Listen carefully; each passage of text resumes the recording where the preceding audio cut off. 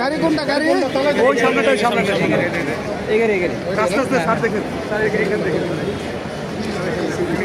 আইন হচ্ছে সবার জন্য সমান। উনি আইনমন্ত্রী হোক কিংবা প্রধানমন্ত্রী হোক কিংবা রাষ্ট্রপতি হোক, আইনের সঠিক ইমপ্লিমেন্টেশনই হচ্ছে জনগণের জন্য ন্যায় বিচার প্রতিষ্ঠা করার একটি মাধ্যম। আজকে আনিসুল হকের যে এই আদালতে আসা, আদালতে তার বিচার, এটি কিন্তু শুধুমাত্র আনিসুল হকের বিচার হিসেবে দেখলেই হবে না। এটি হচ্ছে আগামী দিনের ভবিষ্যৎ রাজনীতিবিদদের জন্য একটি দৃষ্টান্ত, ভবিষ্যতের রাজনীতি এবং ন্যায় বিচারের একটি দৃষ্টান্ত এটি।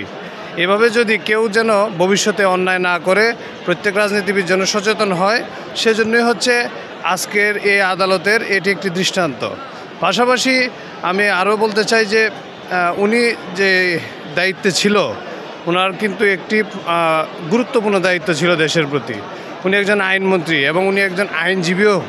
উনি একজন আইনজীবী হয়ে, একজন আইনমন্ত্রী হয়ে উনি যেভাবে এই ফ্যাসিস্ট সরকারকে সহযোগিতা করেছে এবং যেভাবে আইন আদালতকে, আপনার বিচার বিভাগের স্বাধীনতাকে খর্ব করেছে, সেটি বাংলাদেশের জনগণের জন্য ক্ষতি হয়েছে। বাংলাদেশে এই সন্ত্রাসবাদ, এই ফ্যাসিবাদ প্রতিষ্ঠা করার জন্য কিন্তু সবচাইতে কার্যকরী ভূমিকা পালন করেছে উনি। এবং আপনি দেখেছেন 24 সালে 23 সালে এরকম অনেক ভিডিও ক্লিপ কিন্তু ভাইরাল হয়েছে, যেখানে উনি প্রধানমন্ত্রীর ছেলে অনেকগুলো ডিল পর্যন্ত উনি ফোনে করেছে। এবং তখনকার সময় অনেক অপরাধী যারা ওই ফ্যাসিবাদের সাথে জড়িত ছিল, তারা কিন্তু বিভিন্নভাবে পার পেয়ে গিয়েছিল। সুতরাং আমি এটাই বলবো, এই আজকের এই আনিসুল হক বলেন আর প্রধানমন্ত্রীর গতকালকের রায় বলেন, সব কিছুই কিন্তু আগামী দিনের জন্য দৃষ্টান্ত।